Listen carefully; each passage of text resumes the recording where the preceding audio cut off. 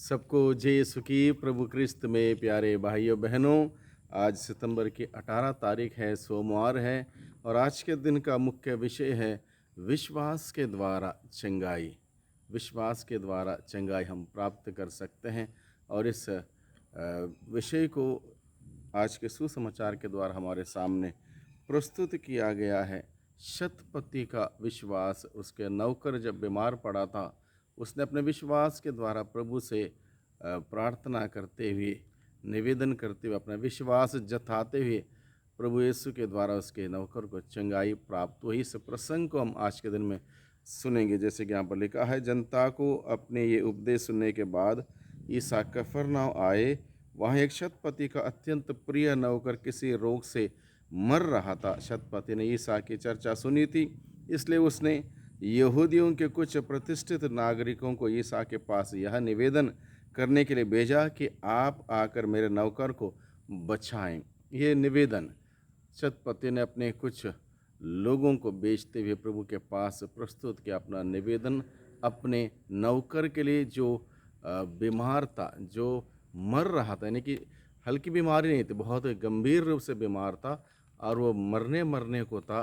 उस नौकर के लिए अपना निवेदन प्रस्तुत किया, बड़े विनम्रता से, बड़े विश्वास से।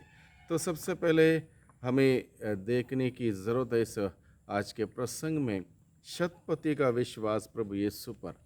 जब शतपति ने सुना कि प्रभु यीशु के बारे में कि यीशु कौन है, क्या कर सकते हैं, कैसे लोग प्रभु के पास आते हैं और अपनी ज़रूरतों में प्रभु के पास आकर आशीष पाते हैं, चंगाई पाते हैं, छुटकारा पाते हैं, इस बात को शतपति ने सुना था। और शतपति ने प्रभु यीशु पर अपना विश्वास जताया।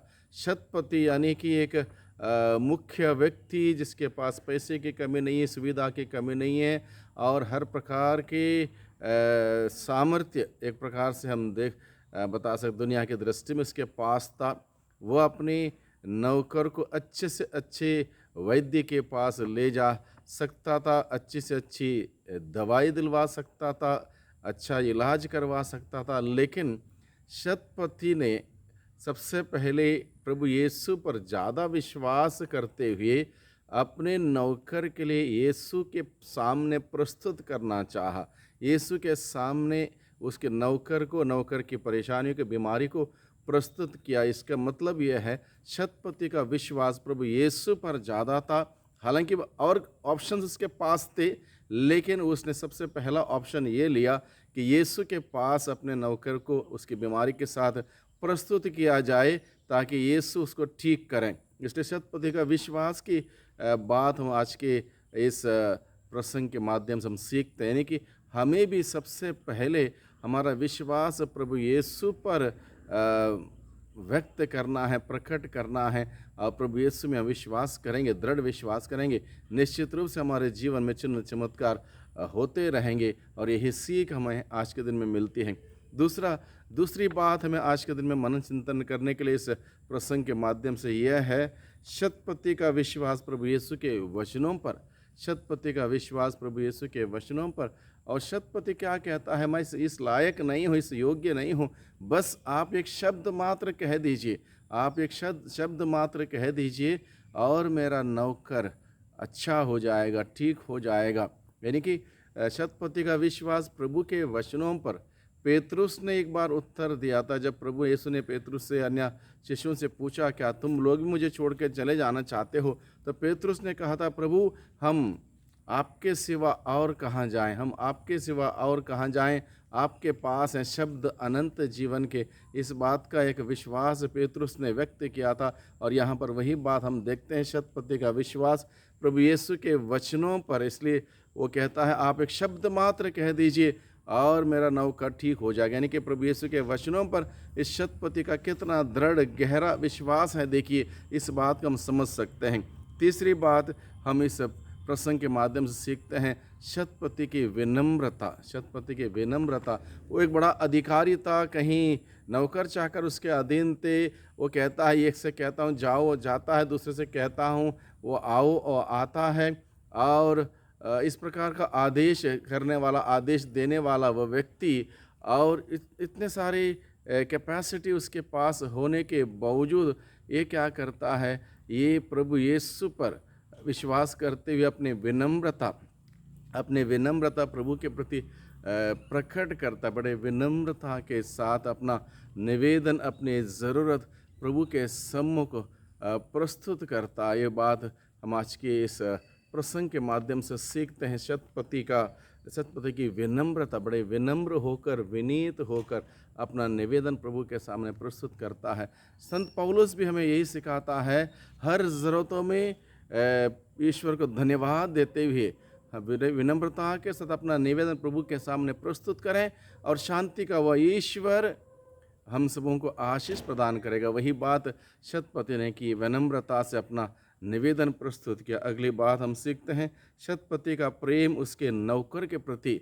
शतपति ने न केवल अपने नौकरों को रखा, बल्कि उनके प्रति उनका प्रेम बनाए रखा। यानी कि बड़ा व्यक्ति था, नौकर को रखा था, नौकर को महीने की तनख्वाह दी और उसका काम खत्म नहीं। उस नौकर के प्रति, चाकरों के प्रति उसका प्रेम, उसका एक रिश्ता बनाए रखा। जब उसका नौकर पीड़ित हुआ, इसने उस बात का ख्याल रखा, ध्यान रखा कि मेरा नौकर बीमार पड़ गया। उसने नौकर को नौकर जैसे नहीं रखा, बल्कि एक प्रकार का एक रिश्ता, एक इंसानियत का रिश्ता बनाए रखा। इसलिए शतपति का प्रेम था अपने नौकर के प्रति, और उस नौकर को ठीक करने के लिए प्रभु के पास प्रस्तुत करता है। अगली बात हम सीखते हैं आज के प्रसंग के माध्यम से, शतपति की प्राथमिकता मानवता और इंसानियत। मानवता और इंसानियत शतपति की प्राथमिकता। शतपति ने प्राथमिकता दी इंसान के लिए, ना कि चीज़ों के लिए, ना कि अन्य वस्तुओं के लिए, बल्कि इंसान के लिए शतपति ने प्राथमिकता दी। वह इंसानियत दर्शाई, इंसानियत दिखाई, और अपने नौकर के लिए उसने प्रभु के सामने लाने का, प्रभु के सामने प्रस्तुत करने का वो प्रयास किया, और उसकी प्रयास, उसकी मेहनत, उसका विश्वास काम आया। उसका नौकर ठीक हुआ, जो मरने को था ठीक हुआ। इस प्रकार से शतपति के जीवन के उदाहरण के द्वारा हम बहुत सारी बातें आज के दिन में सीख सकते हैं कि किस प्रकार से हमारे ज़रूरतों में हमें प्रभु पर भरोसा रखते हुए, विश्वास रखते हुए प्रभु के पास हमें जाना चाहिए। और प्रभु कैसे हमारी प्रार्थना, जो विश्वास से की हुई प्रार्थना, विनम्रता से, श्रद्धा भक्ति आस्था रखते हुए की हुई प्रार्थना प्रभु कैसे सुन सकता है, इस बात का एहसास हमें आज के दिन में जब हम वचनों को मनन चिंतन करेंगे हमें मिलेगा। और निश्चित रूप से हमारा विश्वास प्रभु यीशु मसीह में बढ़ेगा, क्योंकि विश्वास के साथ जो कोई भी व्यक्ति प्रभु यीशु के पास जाता है, प्रभु का वादा है, मैं उसे कभी नहीं ठुकराऊंगा। शतपति गया, उसका विश्वास के द्वारा, और प्रभु ने उसकी प्रार्थना सुनी, उसके नौकर को ठीक किया। हम भी प्रभु के पास जाए, हमारे ज़रूरतों में, हमारी बीमारी में, हमारे परेशानी में, और प्रभु हमारी प्रार्थना सुनेगा और हमें ठीक करेगा, हमें आशीष और अनुग्रह प्रदान करेगा। आइए हम प्रार्थना करें। सर्वशक्तिमान पिता परमेश्वर, धन्यवाद देते हैं आज के दिन के लिए, आज के वचनों के लिए। आज के वचनों के द्वारा प्रभु आपने हम सबों को सिखाया कि किस प्रकार से हमें विश्वास के साथ आगे बढ़ना चाहिए। हमारे हर ज़रूरतों में, हर बीमारी परेशानियों में हम विश्वास के साथ आपके पास आएँ, आपके हाथों में अपनी समस्या, अपनी ज़रूरतें रखें, और आप जो हम सबों का विश्वास देखने वाले, हमसे प्रेम करने वाले परमेश्वर, हमारी पुकार सुनकर हमें उत्तर देने वाले हैं, हमें आशीष और बरकत देने वाले हैं। प्यारे प्रभु जी, ऐसा विश्वास का वरदान हम सबों को प्रदान कर दुआ करते हैं उद्धारकर्ता यीशु मसीह के नाम से, आमीन।